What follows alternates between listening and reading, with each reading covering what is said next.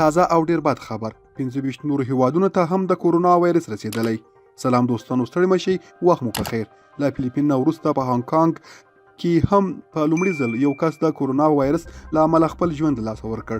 د دغه وایرس له امله تر اوسه په چین او نورو نړۍ کې 427 تنو خپل ژوند له لاسه ورکړی دی او د 12,000 په تعداد کې لا هم په دې ګواښونکي وایرس ککړ دي.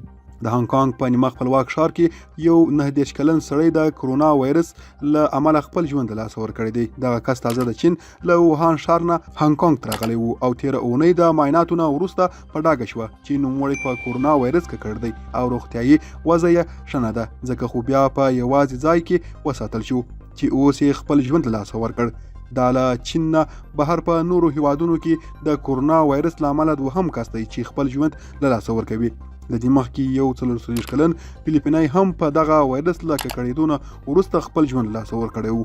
په هانګ کانګ کې تر دې مهاله 18 کسان په دې وایرس ککړ شوي دي چې د ځینو روغتیایي حالت ګواښونکی دی. په ملیشیا کې هم د کرونا وایرس پیښې ثبت شوي دي چې تر دې مهاله یې 10 تنه په روغتیایي مرکزونو کې د درملنې او تشخیص لاندې دي.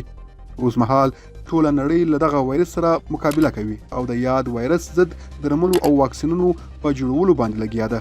ډیری وختونه دا ډول ساري ناروغي له حیواناتو نه انسانانو ته انتقال کیږي چې بیا په انسانانو کې خونړۍ تباهي منځته راوړي. پر چین سربیره په جاپان، تایلند، سنگاپور، سویلي کوریا، امریکا، جرمني، تایوان، ملیشیا، استرالیا، ویتنام، فرانسه، متحده عربي اماراتو، کاناډا، هند، فلیپین، ایټالیا، برتانیا، نیپال، سریلانکا، سویډن، اسپین، کمبوډیا او فنلنډ کې د کرونا وایرس مثبتې پیښې ثبت شوي دي.